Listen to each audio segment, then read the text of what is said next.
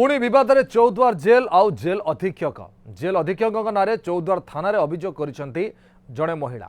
महांगा थाना अंचल महिला जनक कौन एक मामलें विचाराधीन कैदी भाव गत सेप्टेम्बर 23 तारिख में चौद्वार जेल जाते से पिंधि सुना मुदी कान नाकर आदि अलंकार जेल सीसीटीवी सामने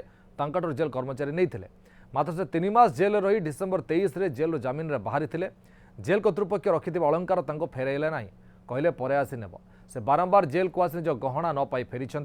प्रतिबदल जेल अधीक्षक कहले कि जदि तुम पूर्वर थिबा जेलर जे संतोषिनी दास नारे थाना अभियोग कर आमे अलंकार बदल टंका देव कथा इतिश्री राजी नहेबारु अलंकार फेराउ नथिबा नहीं से चौद्वार थाना अभियोग करिसेंती एने जेल कर्तृपक्ष किंबा पुलिस कौन प्रतिक्रिया मिल पारि नाही।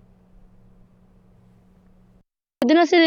सुजित राउल सर जी सुपरटेंडेंट अच्छा से कहले जे आउ जिनस तो आम पाखे ना कागज पत्र ये ना आउ से पूर्वतन जेलर जे थिले कौन संतोषिनी दास ना सी रखिंट जिनस आपण ये आम प्रश्न कलु जदि सी सब जिनस दे पाइले ए जिनसा केमी आपको हैंडओवर करना ना सी आपण को जिनस हैंडओवर करना